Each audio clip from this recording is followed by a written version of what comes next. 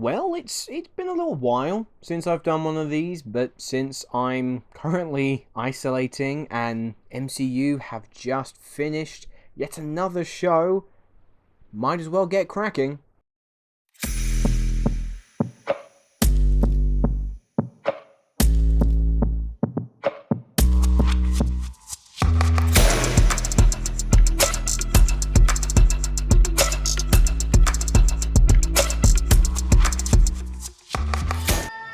This is the first Christmas we've had together in years. I love you guys. I'm making up for some lost time. Authorities are wondering if the masked vigilante who terrorized the city's underworld is back. The past has caught up with me.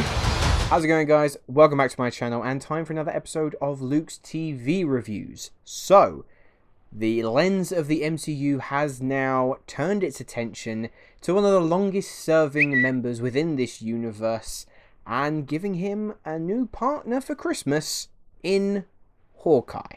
It's the most wonderful time of the year in New York City, and Clint Barton is with his kids celebrating the festive season. That is, until he finds himself embroiled in a criminal conspiracy and links to his time spent as Ronin. And on top of that, he meets Kate Bishop and takes her under his wing in an almost symbolic passing of the torch of the title of Hawkeye.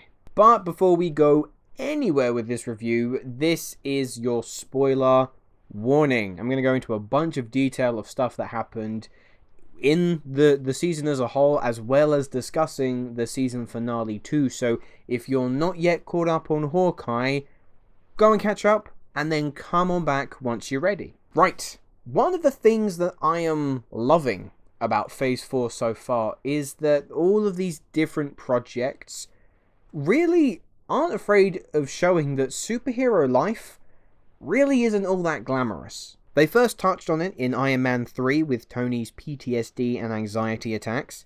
Then they really drived it home in WandaVision, exploring Wanda's grief. Falcon and the Winter Soldier explored Bucky's mental state, as well as Sam struggling with what the responsibility of becoming Captain America means. In Hawkeye, Clint is tired.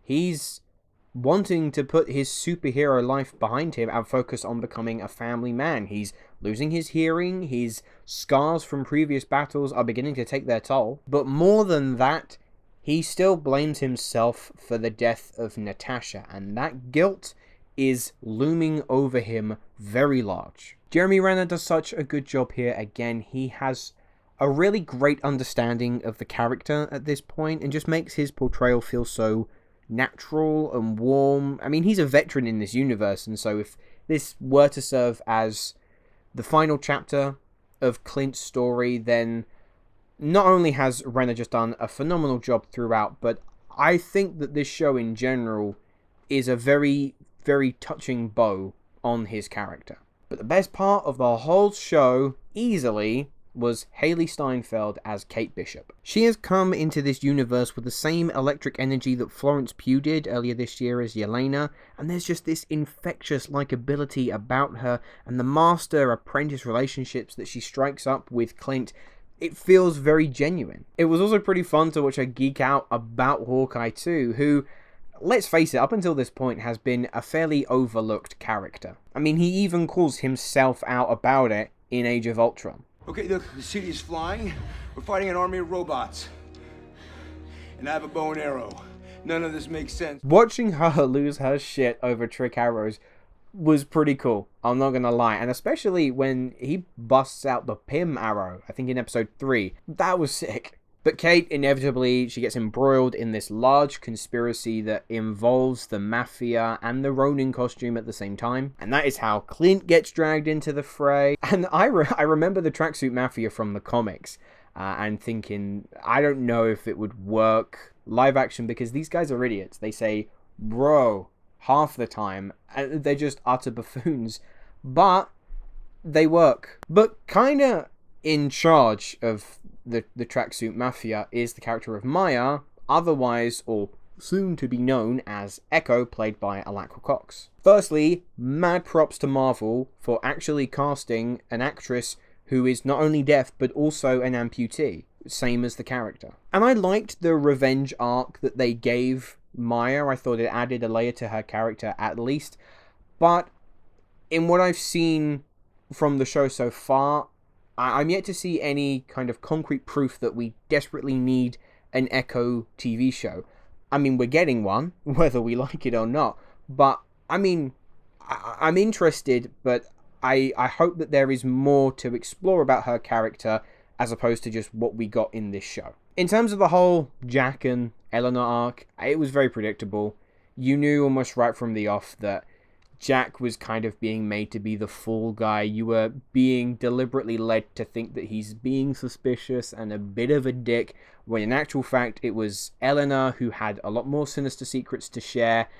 I found it kind of obvious, because why on earth would you cast Vera Farmiga in a role where you're not really going to utilize her? And yes, it was also really cool to see Yelena back. I mean, I love Florence Pugh. I think she can do no wrong, and I think she's just awesome in this role. She's still a total badass, but what I really loved was the dynamic between her and Kate, and how it hinted at a new Black Widow Hawkeye kind of duo going along into the future. And Yelena's final confrontation with Clint definitely delivered on the emotional payoff. It resolved Clint's arc as well as patching things up with Yelena. I mean, I never thought that she was actually going to kill him for a second, so I'm glad that Clint got a happy ending to spend Christmas with his family, but I'm still curious as to what is going to be next for Yelena. Obviously, she was tasked by Valentina to hunt Clint, but they never really addressed that. Although, I am still convinced that we are more than likely building to a Young Avengers type project. There's plenty of action to keep each episode moving along at a very fast pace. Episode 3, I think, has the most impressive action of the whole season. There is that really impressive one-er throughout the car that was very well done and kept you on the edge of your seat. And as to be expected, there is that trademark MCU humor in there. I would say that Hawkeye is actually probably one of the more accessible projects that Marvel have done in a little while. I think if you're not up to speed or you don't binge the MCU religiously, I think this is a good kind of way back in, something relatively easy, light, breezy to understand. Now for the things that I wasn't too keen on, but that being said, I still think Hawkeye's a great show. It's definitely in the upper echelon of the Disney Plus shows, but it's not flawless. For starters, it's very simple. And there's nothing wrong with keeping things simple in my books. However, similar to Ant-Man and the Wasp, which came out in between Infinity War and Endgame, which, let's face it, are two of the biggest and heaviest MCU films out there, Hawkeye has a similar situation where currently in the MCU we're dealing with lots of things, including the multiverse breaking open. And whilst it is quite nice to have a refreshing change of pace with something as grounded and simplistic as Hawkeye, I don't personally feel it was enough of a distraction to take away from what else is happening in the MCU. Not everything always has to be tied together, but I don't know. I just felt like the sudden drop in stakes, it didn't hit that hard for me. Now, I've already mentioned that the show kind of was a bit predictable in places, and I think a lot of that could have been helped literally just by adding another episode. Because, especially in the finale, everything felt kind of rushed. Every character arc was quickly resolved and wrapped together, and there we go, now it's finished. I feel like another episode could have just explored our characters a little bit more, especially with the sudden change by Eleanor, and even more so with the introduction, or the reintroduction, of Kingpin into the MCU. Vincent D'Onofrio as Wilson Fisk remains stellar casting as proven by the Daredevil shows, and it is great to see him now in a far more involved role in the MCU. And if certain events in No Way Home are anything to go by, Daredevil fans are going to be happy. But here, Kingpin does feel a bit like a last minute addition. Like, they threw him in at the last second. He kind of felt out of place in regards to the story. He almost looked pissed off, like the action that was happening was just totally beneath him. And I swear to God, they better not have killed him off. I know the likelihood is that he's still alive because we don't actually see the gunshot, and I really don't think that they would do that to a character as iconic as Kingpin. But yeah, dear God, he still better be alive. But negatives aside, Hawkeye was yet another extremely enjoyable show from our good friends over at Marvel. If this is Jeremy Renner's swan song as Hawkeye, then we're in more than secure hands with Hailee Steinfeld. Kate Bishop has become an instant favourite of mine within the MCU, and I look forward to seeing more of her, and hopefully Yelena too. It's not the most memorable thing the MCU has ever done, but it delivers on all the excitement you hope it would. So, I'm going to give Hawkeye an 8 out of 10.